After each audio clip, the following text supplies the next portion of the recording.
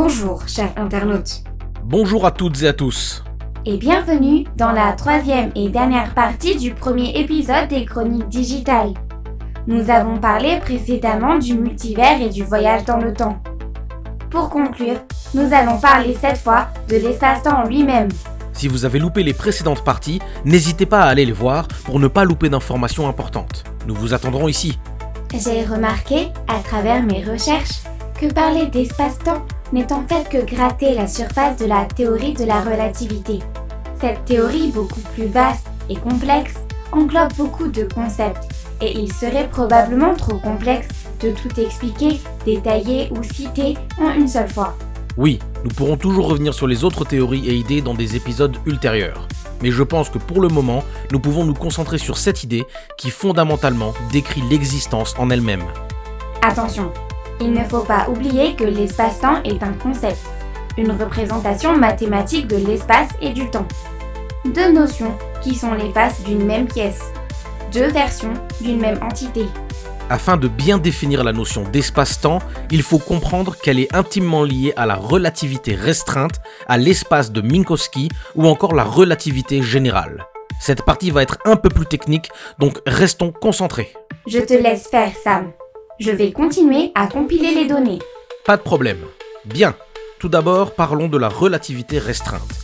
Albert Einstein élabora cette théorie en 1905 afin de tirer toutes les conséquences physiques de la relativité galiléenne. Pour rappel, la relativité galiléenne est un principe physique qui aide à mettre en lumière les références des lois physiques de la mécanique. Elle permet de distinguer les notions d'accélération, de puissance, de travail, d'énergie et de vitesse. La relativité restreinte entre en conflit avec le paradoxe des jumeaux.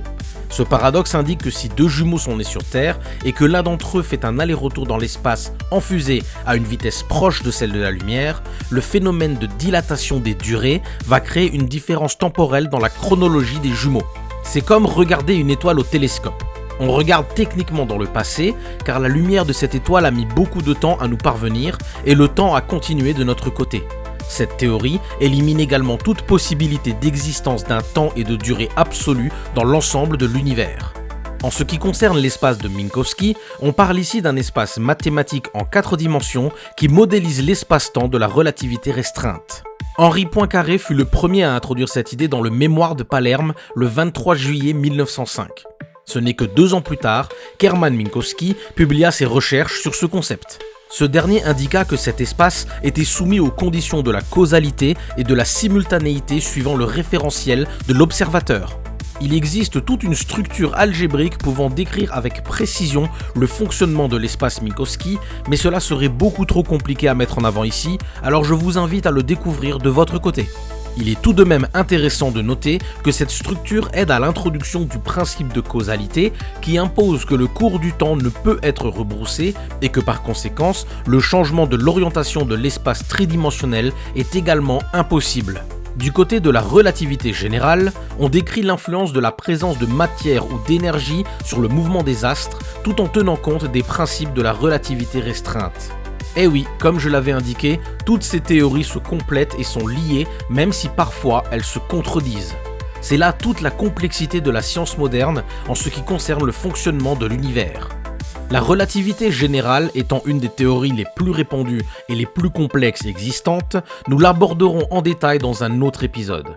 Mais en ce qui concerne l'espace-temps, elle implique que ce concept existe en 4 dimensions et non en 3.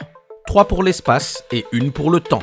Ces dimensions seraient déformées par la présence d'une masse, comme par exemple les planètes et autres astres. La gravitation universelle joue également un rôle important. Une façade passionnante que l'on peut mettre en avant est la philosophie de l'espace et du temps, car cette notion a changé drastiquement la vision de l'univers dans l'esprit des humains. Ah, par contre, quand on m'interrompt moi, y a pas de problème, hein.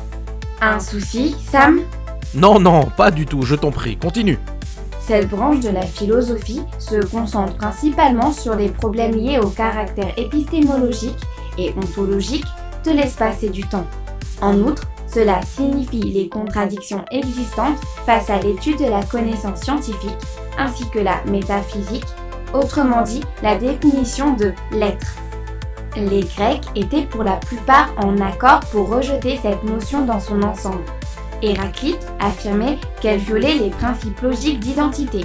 Platon utilisa cette base pour introduire la diversité et l'altérité dans l'être avec la théorie des idées. Aristote avait conclu après ses recherches que le temps était une propriété de la nature, mais également une partie intégrante de l'âme. Un paradoxe se met en place lorsqu'il considère que le temps ne peut exister que dans l'âme et par l'âme, car le temps est nombre. Mais si seule l'âme a la faculté de nombrer, alors le temps ne peut être dans l'âme.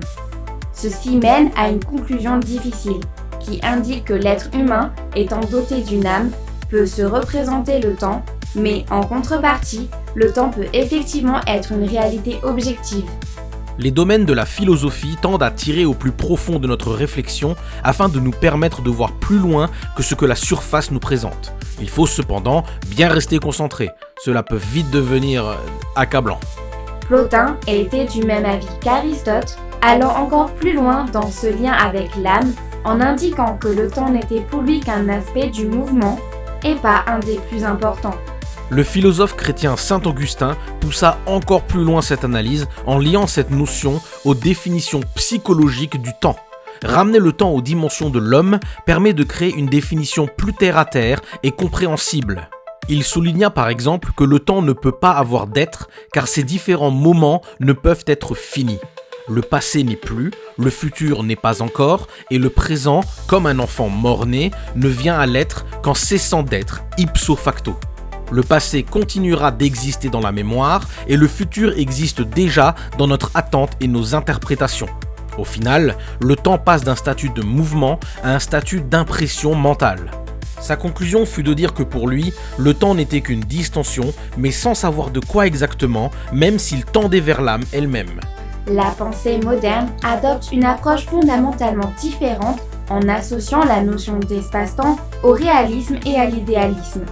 Les réalistes confèrent au temps et à l'espace une existence propre, indépendante de l'esprit humain, tandis que les idéalistes récusent ou mettent en doute cette existence indépendante. Plusieurs philosophes modernes créèrent des débats houleux sur le sujet, comme Isaac Newton, Gottfried Leibniz, Emmanuel Kant ou encore Henri Bergson, même si tout tourne globalement autour de ces deux visions.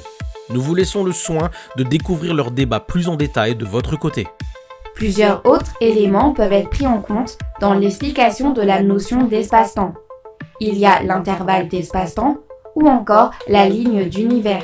Plonger encore plus profondément dans cette notion risquerait de prendre énormément de temps et chaque façade est très complexe. Et nous vous avons déjà noyé dans pas mal de sous-sujets ici. Je propose de faire une conclusion globale à ces trois parties sur l'espace-temps, Daya. Je t'en prie. Le temps et l'espace. Comment les définir clairement lorsque la réalité elle-même reste indéfinie dans les grandes lignes ? Perception humaine ? Dimension inaltérable ? Les conclusions sont nombreuses. Ces notions passionnent tout autant qu'elles effraient. Et à juste cause, je suis persuadé qu'il serait une grave erreur de jouer avec ces dimensions du réel.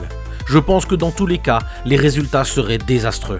Modifier le temps, courber l'espace, changer les codes même de la réalité, sur la balance de l'univers, les conséquences positives se verraient rares.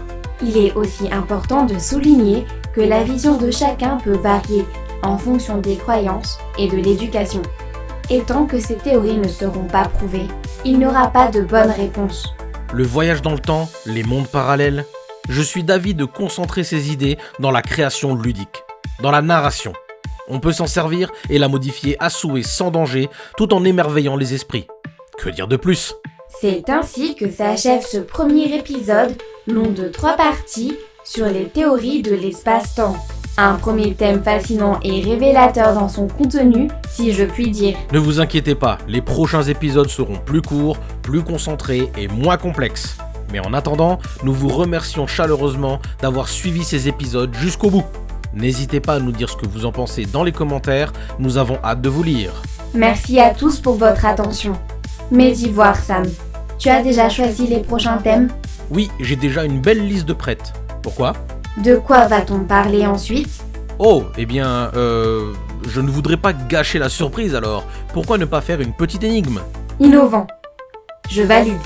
Bien, La prochaine fois, nous parlerons d'un sujet artistique qui a notamment contribué à la création de cette chronique et qui est en danger face à l'évolution d'une certaine technologie et qui est primordial dans le développement de l'art audiovisuel. J'en ai peut-être déjà trop dit. Ah, je crois savoir à quoi tu fais allusion.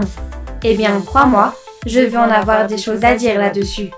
Alors je serai au rendez-vous pour t'accompagner. Avec grand plaisir. En attendant, je vous souhaite à tous une bonne continuation. Merci encore, et si cette chronique vous plaît, n'hésitez pas à vous abonner et activer la cloche pour ne pas louper les prochains épisodes. À bientôt, chers internautes.